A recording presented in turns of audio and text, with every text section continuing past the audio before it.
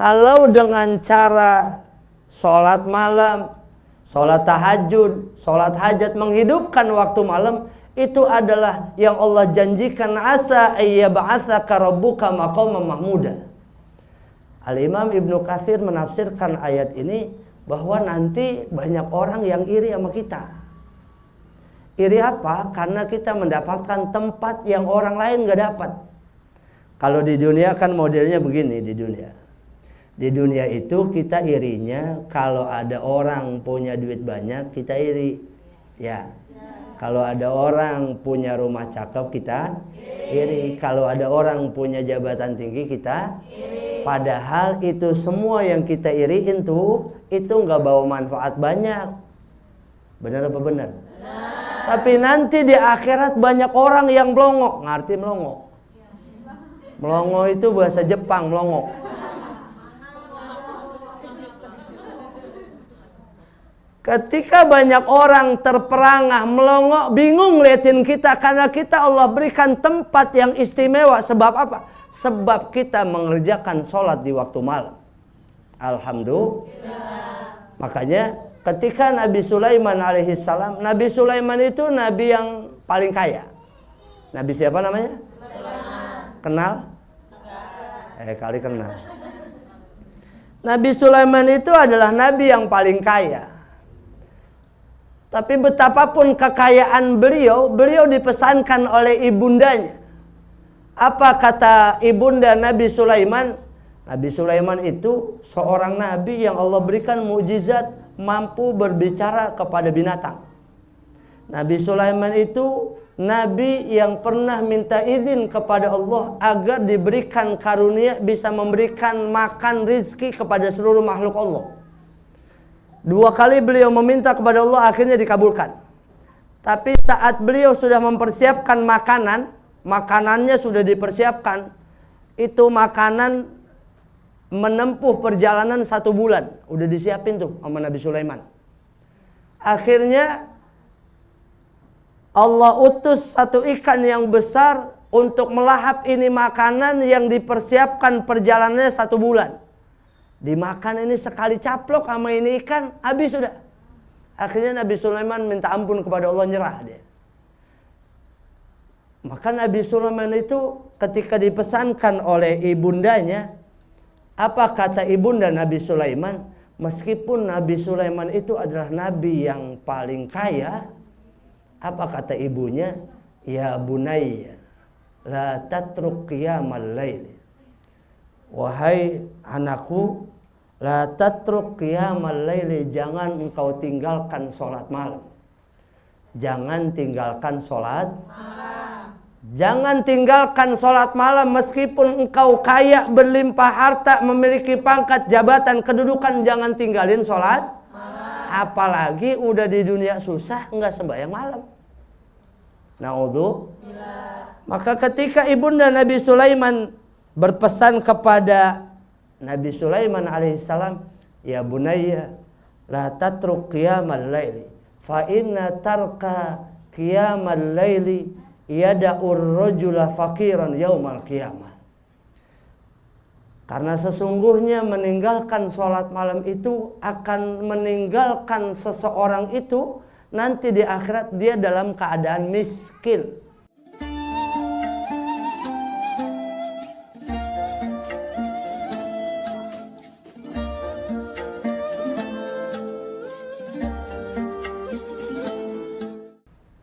Kalaupun di dunia kaya, kalau dia nggak sholat malam di akhirat jadi miskin. Apalagi yang di dunia udah miskin. Itu.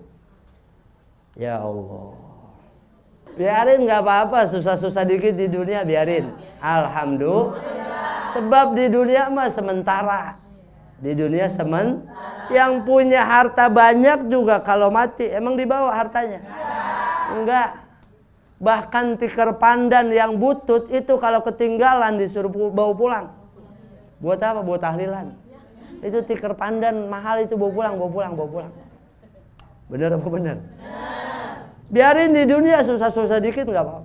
Biarin di dunia sengsara nggak apa-apa. Kalau di dunia susah, di dunia sengsara masih bisa minta tolong. Yang kita ngeri itu kalau di akhirat kita sengsara. Ini yang ngeri. Ya. Maka ketika ibunda Nabi Sulaiman berpesan kepada anaknya yang Nabi yang paling kaya, jangan sampai nanti jadi miskin di akhirat. Bu-ibu yang saya muliakan, maka dari keadaan-keadaan ini yang harus kita renungkan adalah kira-kira besok bagian kita di mana? Bu, bagian kita ada di mana?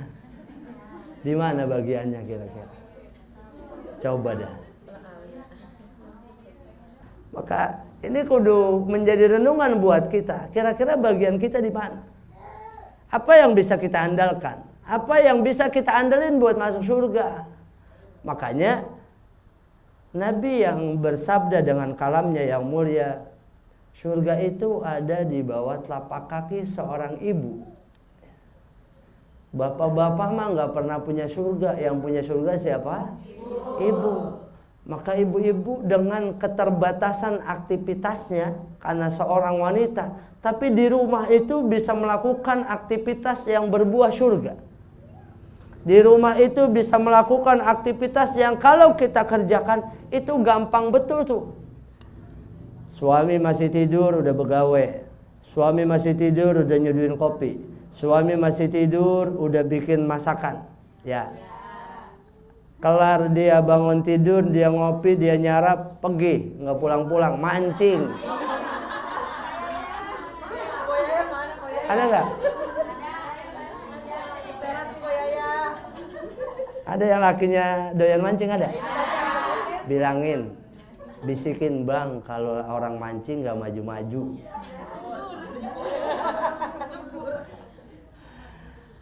Ibu-ibu yang saya muliakan, maka apa solusi yang bisa kita lakukan? Karena cuaca dingin begini nih. Kalau kita pengen sholat malam tapi cuaca dingin, kira-kira solusinya apa? Solusinya adalah ketika Nabi SAW bersabda dengan kalamnya, innamal a'malu binniyat. Hanya saja setiap amal itu tergantung pada niat. Ini masih siang begini nih, niatin bareng-bareng. Ya Allah, saya ntar pengen sholat malam Bisa nggak begitu? Bisa. Udah dicatat pahala belum? Udah. Ntar malam tidur aja. Dapat nggak pahala? Dapat. Nggak apa-apa. Karena ya sering-sering niat aja nggak apa-apa begitu. Nanti kebaikan itu akan mampu mengalahkan keburukan. Karena kita semua sedang berproses. Sedang berproses apa? Untuk menjadi orang baik. Kita sadar betul kita banyak kekurangan. Iya apa iya? Maka solusi ketika kita belum mampu sholat malam, niatin aja dulu, niatin.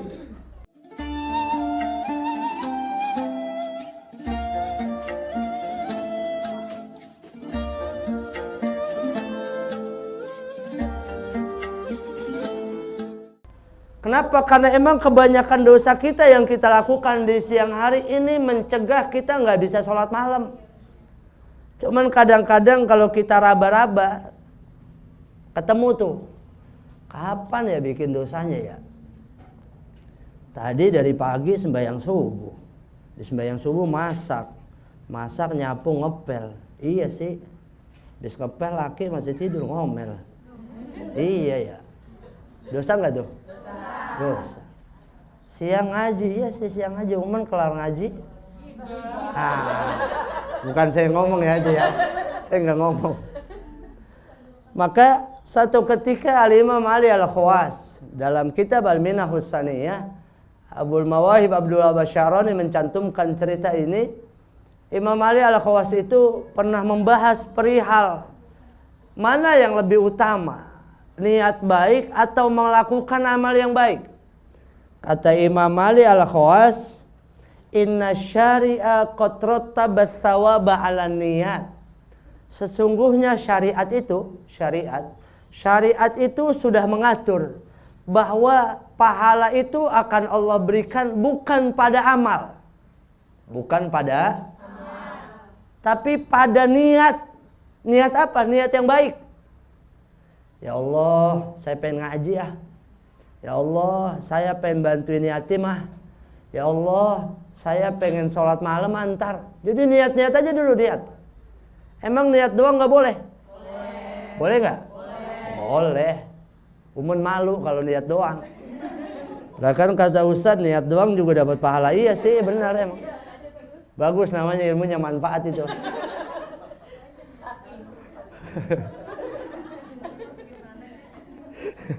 Ntar mau bagaimana kek ya?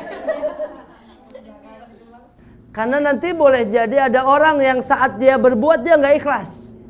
Kalau niat kan adanya di mana? Di sini nih. Ini mah nggak ada yang tahu. Alhamdulillah, udah niat ntar malam.